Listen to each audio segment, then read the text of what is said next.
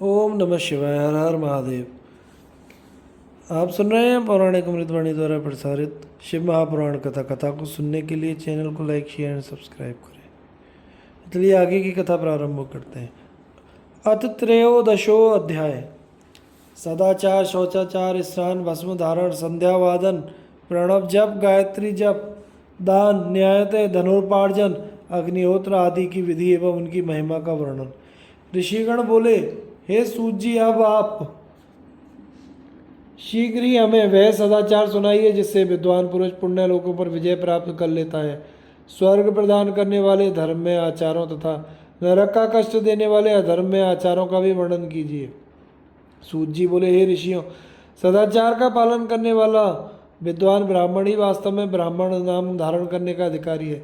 जो केवल वेदोक्त आचार का पालन करने वाला है उस ब्राह्मण की विप्र संज्ञा होती है। सदाचार, वेदाचार तथा विद्या, इनमें से एक एक गुण ही युक्त होने पर उसे द्विज कहते हैं, जिसमें स्वल्प मात्रा में ही आचार का पालन देखा जाता है, जिसने वेदाध्ययन भी बहुत कम किया है तथा जो राजा का सेवक, पुरोहित, मंत्री आदि है उसे क्षत्रिय ब्राह्मण कहते हैं। जो ब्राह्मण कृषि तथा वाणिज्य कर्म करने वाला है और कुछ कुछ ब्राह्मणोचित आचार का भी पालन करता है, वह वैश्य ब्राह्मण जो स्वयं ही खेत जोतता, हल चलाता है, उसे शूद्र ब्राह्मण कहा गया है। जो दूसरों के दोष देखने वाला तथा परद्रोही है उसे चांडाल द्विज कहते हैं। इसी तरह क्षत्रियों में भी जो पृथ्वी का पालन करता है वह राजा है। दूसरे लोग राजत्वहीन क्षत्रिय माने गए हैं। वैश्यों में भी जो धान्य आदि वस्तुओं का क्रय विक्रय करता है वह वैश्य है। दूसरों को बड़े कहते हैं। जो ब्राह्मणों, क्षत्रियों तथा वैश्यों की सेवा में लगा रहता है वह शूद्र कहलाता है। जो शूद्र हल जोतने का काम करता है उसे वृषल समझना चाहिए। शेष शूद्र दस्यु कहलाते हैं। इन सभी वर्णों के मनुष्यों को चाहिए कि वे उषः काल में उठकर पूर्वाभिमुख होकर सबसे पहले देवताओं का, फिर धर्म का, पुनः अर्थ का, तदनंतर उसकी प्राप्ति के लिए उठाए जाने वाले क्लेशों का तथा आय और व्यय का चिंतन करें। प्रातःकाल उठकर पूर्व, अग्निकोण, दक्षिण आदि 8 दिशाओं की ओर मुख करके बैठने पर क्रमशः आयु, द्वेष, मरण, पाप, भाग्य, व्याधि, पुष्टि और शक्ति की प्राप्ति होती है। रात के पिछले पहर को उषः काल जानना चाहिए। उस अंतिम पहर का जो आधा मध्य भाग है उसे संधि कहते हैं। उस संधि काल में उठकर द्विज को मलमूत्र आदि त्याग करना चाहिए। घर से दूर जाकर बाहर से अपने शरीर को ढके रखे। दिन में उत्तराभिमुख बैठकर मलमूत्र का त्याग करे। यदि उत्तराभिमुख बैठने में कोई रुकावट हो तो दूसरी दिशा की ओर मुख करके बैठे। जल, अग्नि, ब्राह्मण आदि तथा देवताओं का सामना बचाकर बैठे। बाएं हाथ से उपस्थ को ढककर तथा दाहिने हाथ से मुख को ढककर मल त्याग करे। उठने पर उस मल को ना देखे। तदनंतर जलाशय से बाहर निकले हुए जल से ही गुदा की शुद्धि करे, अथवा देवताओं, पितरों तथा ऋषियों के तीर्थों में उतरे बिना ही प्राप्त हुए जल से शुद्धि करनी चाहिए। गुदा में 7, 5 या 3 बार मिट्टी से उसे धोकर शुद्ध करे। लिंग में ककोड़े के फल के बराबर मिट्टी लगाए और उसे धो दे, परंतु गुदा में लगाने के लिए 1 पसर मिट्टी की आवश्यकता होती है। लिंग और गुदा की शुद्धि के पश्चात उठकर अन्यत्र जाए और हाथ पैरों की शुद्धि करके 8 बार कुल्ला करे। जिस किसी वृक्ष के पत्ते से अथवा उसके पतले काष्ठ से जल के बाहर दातुन करना चाहिए, उस समय तर्जनी उंगली का उपयोग ना करे। यदि यह दंत शुद्धि का विधान बताया गया है। तदनंतर जल संबंधी देवताओं को नमस्कार करके मंत्र पाठ करते हुए स्नान करें। यदि कंठ तक या कमर तक पानी में खड़े होने की शक्ति ना हो तो घुटने तक जल में खड़ा होकर अपने ऊपर जल छिड़ककर मंत्रोच्चार पूर्वक स्नान कार्य संपन्न करना चाहिए। विद्वान पुरुष को चाहिए वहाँ तीर्थ जल से देवता आदि का स्नानांग तर्पण भी करे। इसके बाद धौत वस्त्र लेकर 5 कच्छ करके उसे धारण करे। साथ ही कोई उत्तरीय भी धारण कर ले, क्योंकि संध्या वंदन आदि सभी कर्मों में उसकी आवश्यकता होती है। नदी आदि तीर्थों में स्नान करने पर स्नान संबंधी उतारे हुए वस्त्र को वहाँ न धोए। स्नान के पश्चात विद्वान पुरुष उस वस्त्र को बावड़ी में, कुएं में अथवा घर आदि में ले जाए और वहाँ पत्थर पर, लकड़ी पर आदि पर जल में या स्थल में अच्छी तरह धोकर उस वस्त्र को निचोड़े। हे द्विजों, वस्त्र को निचोड़ने से जो जल गिरता है वह पितरों की तृप्ति के लिए होता है। इसके बाद जाबाली उपनिषद में बताए गए अग्निरीत मंत्र से भस्म लेकर उसके द्वारा त्रिपुंड लगाए। इस विधि का पालन ना किया जाए, इसके पूर्व में ही यदि जल में भस्म गिर जाए तो कर्ता नरक में जाता है। आपो ही स्था, इस मंत्र से पाप शांति के लिए सिर पर जल छिड़के तथा यस्य क्षयाय, इस मंत्र को पढ़कर पैर पर जल छिड़के, इसे संधि प्रोक्षण कहते हैं। आपो ही स्था इत्यादि मंत्र में 3 ऋचाएँ हैं और प्रत्येक ऋचा में गायत्री छंद के 3-3 चरण हैं। इनमें से प्रथम ऋचा के 3 चरणों का पाठ करते हुए क्रमशः पैर, मस्तक और हृदय में जल छिड़के। दूसरी ऋचा के 3 चरणों को पढ़कर क्रमशः मस्तक, हृदय और पैरों में जल छिड़के। तीसरी ऋचा के 3 चरणों का पाठ करते हुए क्रमशः हृदय, पैर और मस्तक का जल से प्रोक्षण करे। इसे विद्वान पुरुष मंत्र स्नान मानते हैं। किसी अपवित्र वस्तु से किंचित स्पर्श हो जाने पर, अपना स्वास्थ्य ठीक न रहने पर, राजभय या राष्ट्रभय उपस्थित होने पर तथा यात्रा काल में जल की उपलब्धि न होने की व्यवस्था आ जाने पर मंत्र स्नान करना चाहिए। प्रातःकाल सूर्यश्च महामन्युश्च सूर्यानुवाक से तथा सायकाल अग्निश्च महामान्युष, इस अग्नि संबंधी अनुवाक से जल का आचमन करके पुनः जल से अपने अंगों का प्रोक्षण करे। मध्याह्न काल में भी आपह पुनंतु, इस मंत्र से आचमन करके पूर्वत प्रोक्षण करना चाहिए।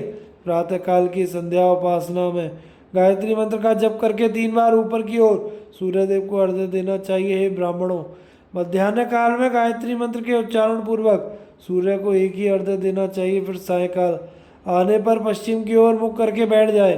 पृथ्वी पर ही सूर्य के लिए अर्घ्य दे, ऊपर की ओर नहीं।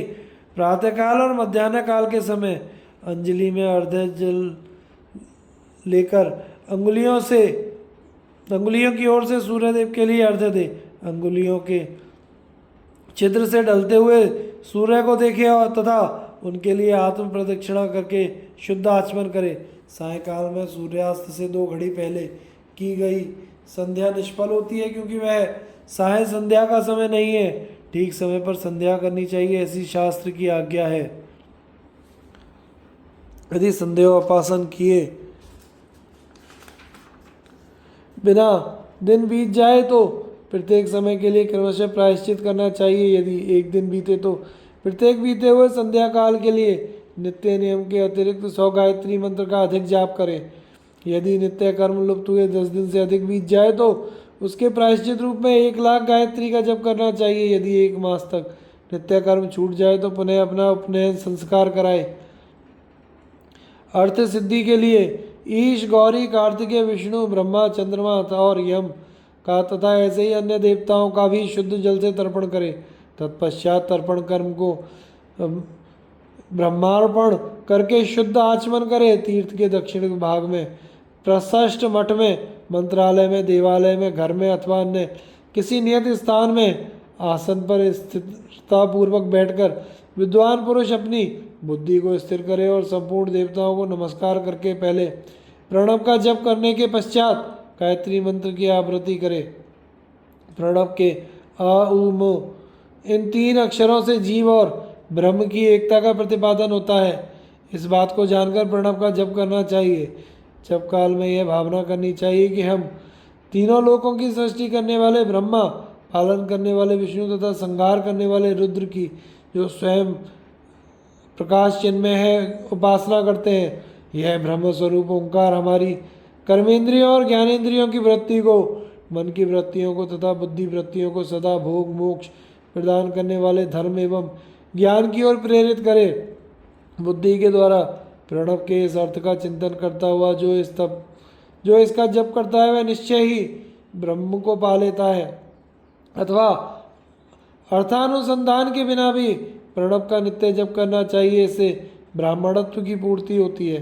ब्राह्मणत्व की पूर्ति के लिए श्रेष्ठ ब्राह्मण को प्रतिदिन प्रातःकाल 1 सहस्त्र गायत्री मंत्र का जाप करना चाहिए। मध्याह्न काल में 100 बार और सायकाल में 28 बार जप की विधि है। अन्य वर्ण के लोगों को अर्थात क्षत्रिय वैश्यों को तीनों संध्याओं के समय यथा साध्य गायत्री जप करना चाहिए। शरीर के भीतर मूलाधार, स्वादिष्ठान, मणिपुर, अनाहत, आज्ञा और सहस्त्रार ये 6 चक्र हैं। इनमें मूलाधार से लेकर सहस्त्रार तक 6 स्थानों में क्रमशः विद्येश्वर, ब्रह्मा, विष्णु, ईश, जीवात्मा और परमेश्वर स्थित हैं। इन सब में ब्रह्म बुद्धि करके इनकी एकता का निश्चय करें और वह ब्रह्म मैं हूँ ऐसी भावना से युक्त होकर जप करें। उन्हीं विद्येश्वर आदि ब्रह्मरंध्र आदि में तथा इस शरीर से बाहर की भी भावना करें। मैं तत्व से लेकर पंचभूत पर्यंत तत्वों से बना हुआ जो शरीर है, ऐसे सहस्रों शरीरों को का एक एक अचपा गायत्री के जप से एक एक के क्रम से अतिक्रमण करके जीव को धीरे धीरे परमात्मा से संयुक्त करें। यह जप का तत्व बताया गया है।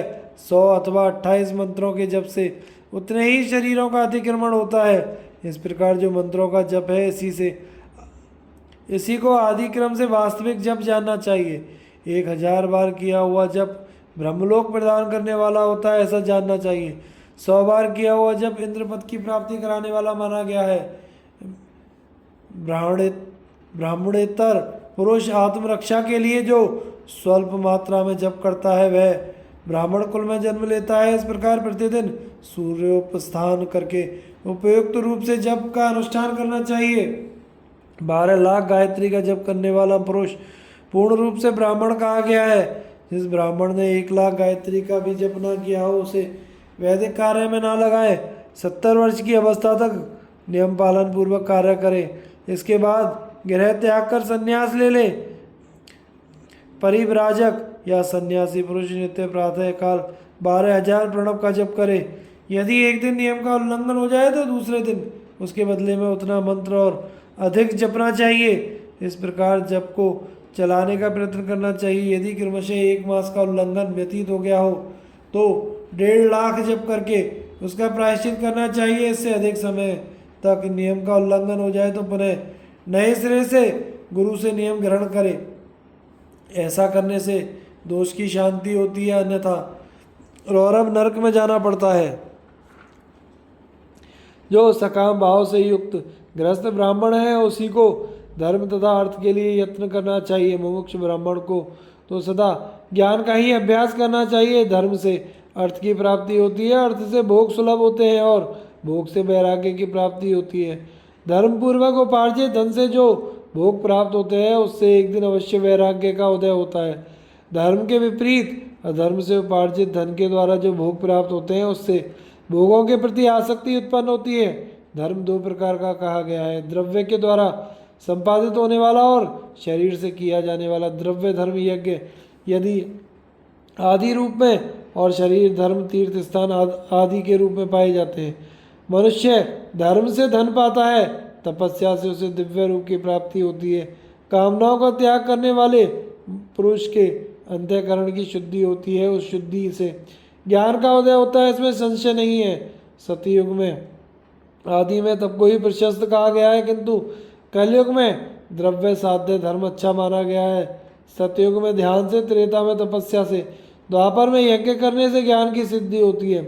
परंतु कलयुग में प्रतिमा भगवद ग्रह की पूजा से ज्ञान लाभ होता है। जिसका जैसा पुण्य या पाप होता है उसे वैसा ही फल प्राप्त होता है।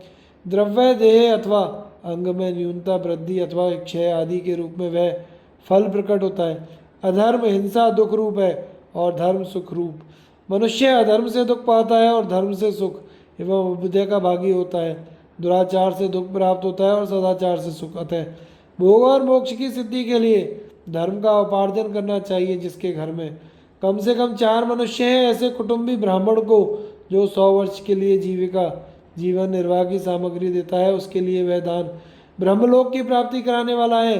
1000 चांद्रायण व्रत का अनुष्ठान ब्रह्मलोकदायक माना गया है। जो क्षत्रिय 1000 कुटुंबों को जीविका और आवास देता है उसका वह कर्म इंद्रलोक की प्राप्ति कराने वाला होता है। 10,000 कुटुंबों को दिया हुआ आश्रयदान ब्रह्मलोक प्रदान करता है।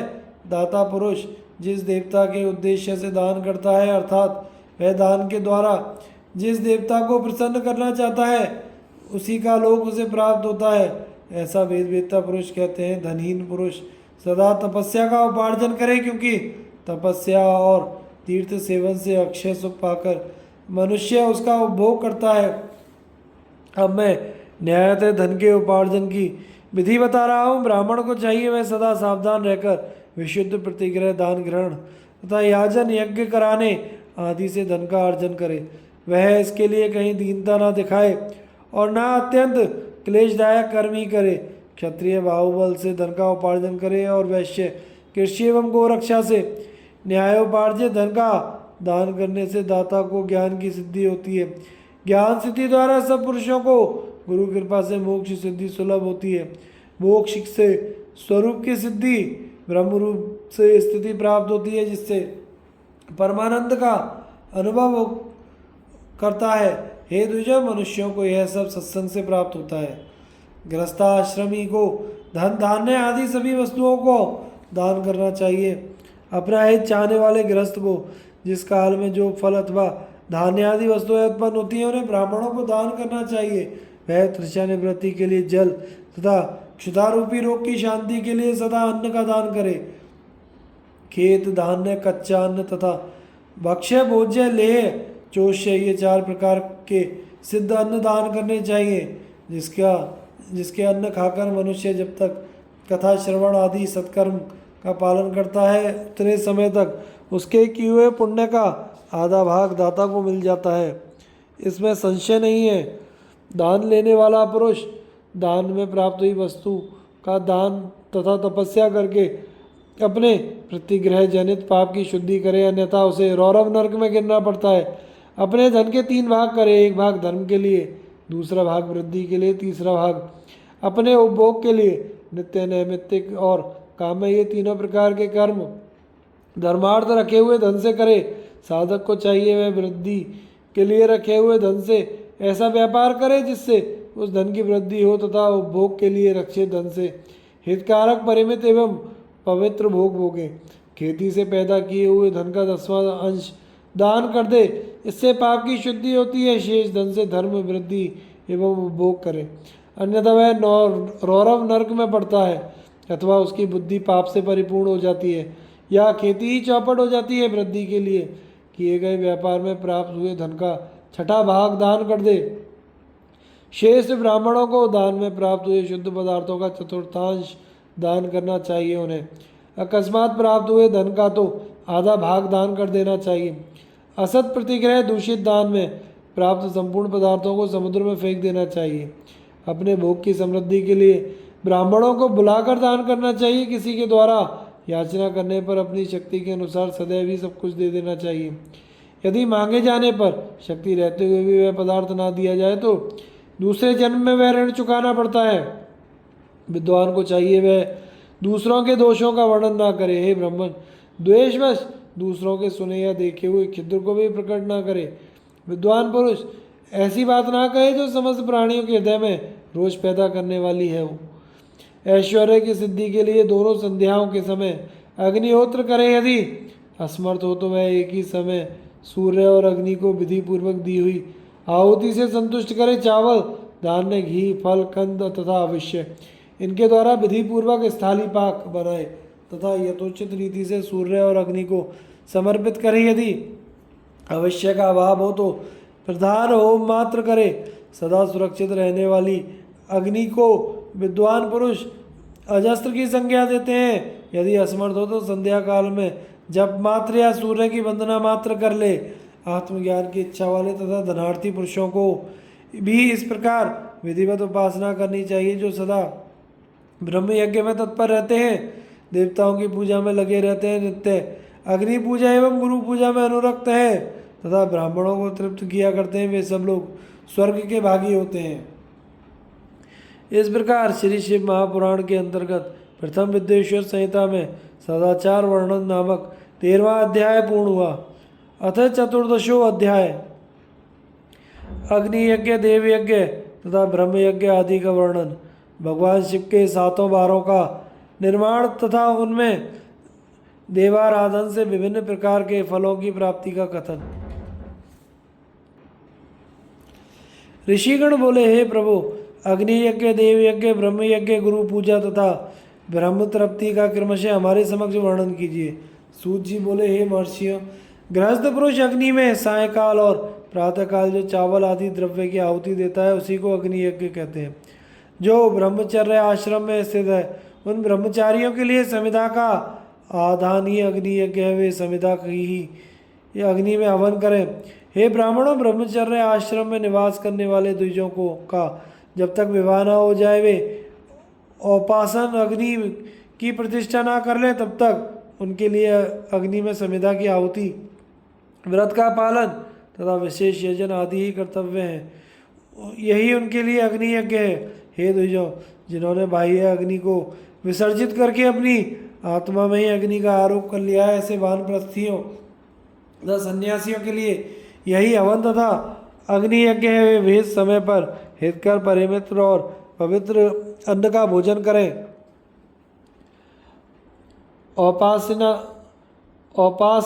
औपासन अग्नि को ग्रहण करके जब कुंड अथवा भांड में सुरक्षित कर लिया जाए तब उसे अजस्त्र कहा जाता है। राज विप्लव या दुर्दैव से अग्नि त्याग का भय उपस्थित हो जाने पर जब अग्नि को स्वयं आत्मा में अथवा अग्नि में स्थापित कर लिया जाता है तो उसे समारोपित कहते हैं। ब्राह्मणों, सायकाल अग्नि के लिए दी हुई आहुति संपत्ति प्रदान करने वाली होती है, ऐसा जानना चाहिए।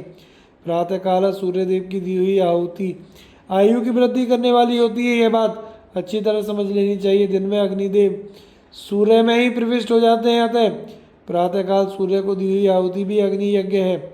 इंद्र आदि समस्त देवताओं के उद्देश्य से अग्नि में जो आहुति दी जाती है उसे देव यज्ञ समझना चाहिए। स्थाली पाक आदि यज्ञों को देव यज्ञ ही मानना चाहिए। लौकिक अग्नि में प्रतिष्ठित जो चूड़ाकरण आदि संस्कार निमित्तक हवन कर्म है उन्हें भी देवी यज्ञ के अंतर्गत जानना चाहिए। अब ब्रह्म यज्ञ का वर्णन सुनिए। द्विज को चाहिए वह देवताओं की तृप्ति के लिए निरंतर ब्रह्म यज्ञ करे। वेदों का जो नित्य अध्ययन होता है उसी को ब्रह्म यज्ञ कहा गया है। प्रातः नित्य कर्म के अनंतर सायकाल तक ब्रह्म यज्ञ किया जा सकता है, उसके बाद रात में इसका विधान नहीं है। अग्नि के बिना देव यज्ञ कैसे संपन्न होता है इसे आप लोग श्रद्धा और आदर पूर्वक सुनिए। सृष्टि के आरंभ में सर्वज्ञ, दयालु और सर्वसमर्थ महादेव जी ने समस्त लोगों के उपकार के लिए वारों की कल्पना की। वे भगवान शिव संसार रूपी रोग को दूर करने के लिए वैद्य हैं, सबके ज्ञाता और समस्त औषधियों के भी औषध हैं। उन भगवान ने पहले अपने वार की कल्पना की जो आरोग्य प्रदान करने वाला है। तत्पश्चात उन्होंने अपनी माया शक्ति का वार बनाया जो संपत्ति प्रदान करने वाला है। जन्म काल में दुर्गतिग्रस्त बालक की रक्षा के लिए उन्होंने कुमारवार की कल्पना की। तत्पश्चात सर्वसमर्थ महादेव जी ने आलस्य और पाप की निवृत्ति तथा समस्त लोगों का हित करने की इच्छा से लोक रक्षक भगवान विष्णु का वार बनाया।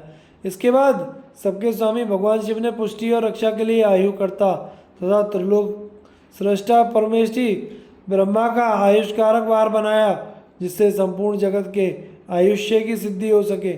इसके बाद तीनों लोगों की वृद्धि के लिए पहले पुण्य पाप की रचना की। तत्पश्चात उनके करने वाले लोगों को शुभाशुभ फल देने के लिए भगवान ने इंद्र और यम के वारों का निर्माण किया। ये दोनों वार क्रमशः भोग देने वाले तथा लोगों के मृत्यु भय को दूर करने वाले हैं। इसके बाद सूर्य आदि 7 ग्रहों को जो अपने ही स्वरूप भूत तथा प्राणियों के लिए सुख दुख के सूचक हैं भगवान शिव ने उपयुक्त 7 वारों का स्वामी निश्चित किया। वे सब के सब ग्रह नक्षत्रों के ज्योतिर्मय मंडल में प्रतिष्ठित हैं। शिव के वार या दिन के स्वामी सूर्य हैं। शक्ति संबंधी वार के स्वामी सोम हैं। कुमार संबंधी दिन के अधिपति मंगल है। विष्णु वार के स्वामी बुध हैं। ब्रह्मा जी के वार के अधिपति बृहस्पति हैं। इंद्र वार के स्वामी शुक्र और यम वार के स्वामी शनैश्वर हैं। अपने अपने वार में हुई उन देवताओं की पूजा उनके अपने अपने फल को देने वाली होती है। सूर्य आरोग्य के और चंद्रमा संपत्ति के दाता है। मंगल व्याधियों का निवारण करते हैं। बुध पुष्टि देते हैं। बृहस्पति आयु की वृद्धि करते हैं। शुक्र भोग देते हैं तो और शनैश्वर मृत्यु का निवारण करते हैं। ये 7 वारों के क्रमशः फल बताए गए हैं जो उन देवताओं की प्रीति से प्राप्त होते हैं। अन्य देवताओं की भी पूजा का फल देने वाले भगवान शिव ही हैं। देवताओं की प्रसन्नता के लिए पूजा की 5 प्रकार की पद्धति बनाई गई है। उन देवताओं के मंत्रों का जप यह पहला प्रकार है। उनके लिए होम करना दूसरा, दान करना तीसरा तथा तप करना चौथा प्रकार है। किसी वेदी पर, प्रतिमा में, अग्नि में अथवा ब्राह्मण के शरीर में आराध्य देवता की भावना करके 16 उपचारों से उनकी पूजा या आराधना करना पांचवा प्रकार है। इनमें पूजा के उत्तरोत्तर आधार श्रेष्ठ हैं। पूर्व के अभाव में उत्तरोत्तर आधार का अवलंबन करना चाहिए।